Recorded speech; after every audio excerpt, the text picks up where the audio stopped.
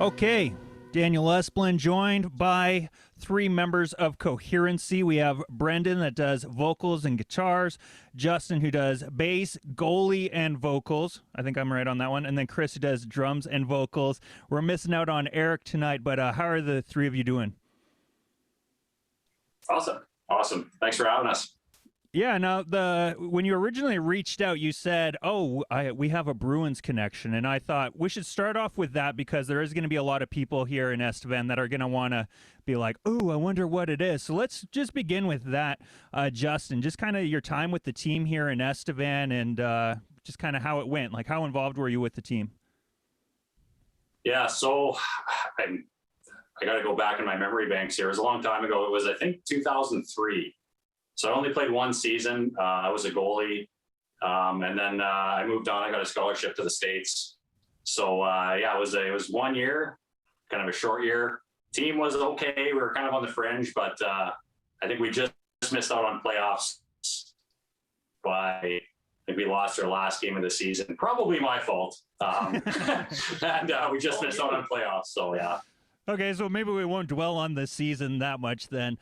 The one thing I did want to talk to you about, because I don't like to ask normal band questions like how did you meet and that kind of stuff. I like to just kind of take it into a different direction. The one thing that I thought is the parallels between like the being in a band and maybe being on a team, the camaraderie of it all, because you guys make those comparisons quite a bit as well in your music videos with the hockey references. But just talk about that to start off with. Like, is it similar to being on a team in that way? So yeah, I mean, I think it is. I played hockey all growing up. These guys have played hockey too. And, we actually play hockey Sunday nights together. We kind of play on like a beer league kind of team. So, but it is, I mean, it's, everyone kind of has their role that they play. In a lot of cases, it's just about, getting together and having fun, especially at our age when we're playing hockey. We're not competitive or anything. So it's more about getting together, having a couple beers, and having some fun out there. So, yeah, I guess that's the comparison I draw.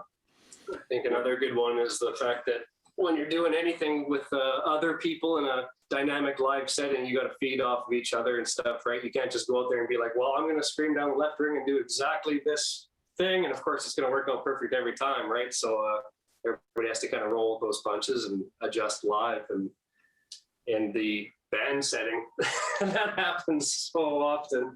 It's like if someone misses one beat or, oh, you know what, I guess we're not leaving the solo just yet. That's fine.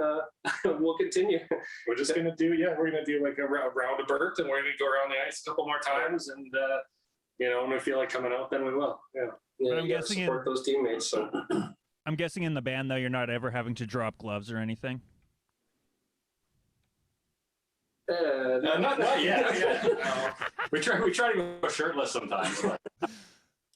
Maybe with the next album, we'll start there. Yeah, that's maybe a good idea. Fair enough. Now, I want to ask you about Bleed and your involvement with the Regina Pats. Now, you do make a claim in your little bio saying that it wasn't your fault that they had a rough year. But I think it's really interesting that you guys actually did get to have that song be a part of their introduction. How did that come about? Pure luck, honestly. We kind of sent out some feelers. We just, spray out some emails and say, hey, we have an idea. Here's our idea.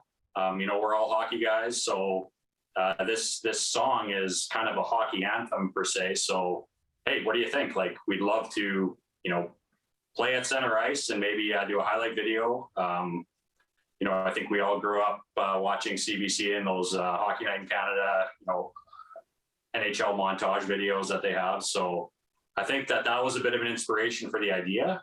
And then we just reached out to the Pats, and luckily they liked it. They liked the song, and then we just went from there. So it was reaching out and a whole lot of luck, I guess, is the way it all came down. So with the actual song itself, then with the lyrics, was it inspired by hockey, or did it just kind of fit in that way near the end? Yeah, it was.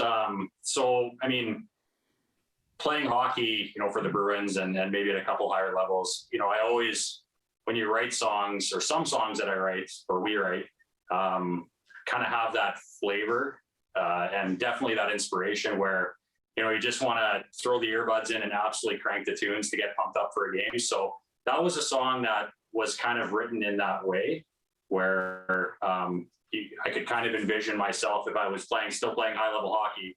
I would love to crank this song and just come out to it. So yes, that was definitely part of the song. Obviously, it's not the whole part of the song, but that was definitely a motivating part of it. So yeah, we were just lucky that the Pats liked it too, and I think they felt the same way. So obviously, the boys could have been a little more fired up when they played coming out to that one. Maybe it wasn't quite the EDM or the bleep bloops that the kids are into these days, but Yeah. but no, it was definitely a thrill for us to see it, portrayed in that way, and going and watching it on the big screen as they were coming out in between periods, and seeing ourselves on the screen and kind of hearing the fans get pumped up to that song. It was definitely a thrill for us. Now, I liked in your bio the way you said you're beer league hockey players, your dads, your family men, and you're also a group of engineers. And I like how the parallels with that is as well. Like, you guys are just a band for fun. You're just doing it for the love of it. And it's interesting that with that, because you'll see groups get together, just friends play music together, but you guys are actually putting music out, and you even put out a new album this year, which I think is pretty awesome. Yeah, I think in a lot of ways, we're just like every other garage band out there. But I guess where they might stop and where we might sort of start from is this idea that we should record this stuff, do something more with it. It seems like it's got more value than just sort of playing in the garage and maybe for a few shows here and there. So yeah, I think, while, really it's all for fun, the music industry these days is pretty harsh. It's nice to be able to kind of do it mostly on your own and just sort of take it as far as you want to. There's very little pressure except for the pressure we put on ourselves. And yeah, I mean, I think we just try to have as much fun with it as we can. And how long did it take you to put the album together? I think a couple of years, kind of off and on. We were starting to do this sort of remote kind of recording and review kind of sessions and stuff. And so we kind of drug it out a little bit more, but we took more time with this one. I would say kind of working in some different ideas here and there and things like that. So yeah, we took our time for sure.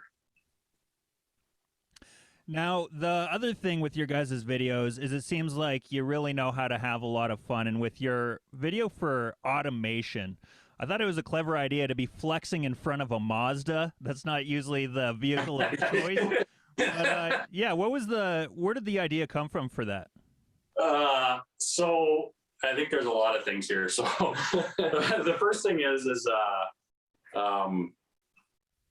we do this for fun. I mean, that's first and foremost, right? And I think, you see people pretending a lot on Instagram and Facebook and stuff, and people are, putting themselves out there, I think, to be more than they actually are.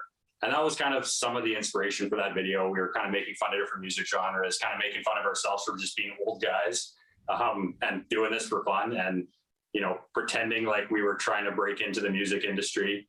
And really, that's what it's about. It's having fun. So yeah, we just tried to make fun of ourselves as much as possible, have a lot of fun, make fun of different music genres. That Mazda's mine, actually. So we make fun of it a lot. Everyone drives sweet rides, and I got my 08 Mazda 3. So we thought, well, we need a sweet ride. So should we use the BMW? Should we use the Audi? No, let's use the Mazda 3. That'll be fun. So yeah, it's again, it's about making fun of ourselves and having lots of fun doing it. It makes me happy that you singled out that moment, though, because that's my particular favorite moment. Is his cousin owns that car shop where there's the sweet rides that we're posing in front of. And then he comes in and kicks us out. So the immediate next scene is we're in the gravel parking lot behind the thing with the rustiest car we could find, pretending like those 12-inch rims are all that. Oh man, that was a lot of fun. There was a can of Colt 45 in there. There was some malt liquor in a paper bag. Somebody tried to drink that Colt 45 and they couldn't. I had a few sips, and that was about it. Well, that's pretty awesome. So you mentioned kind of your DIY focus, or that you guys do a lot of things DIY. Has that been that way since the start? Like with the few albums you've put out, have you guys been trying to do it your own way for the most part?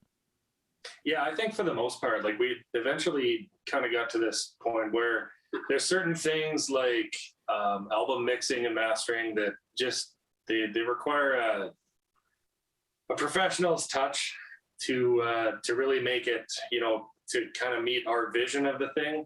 But yeah, I think for the most part, like Justin does all the video work, and we kind of split some of the audio sort of recording and editing and stuff like that.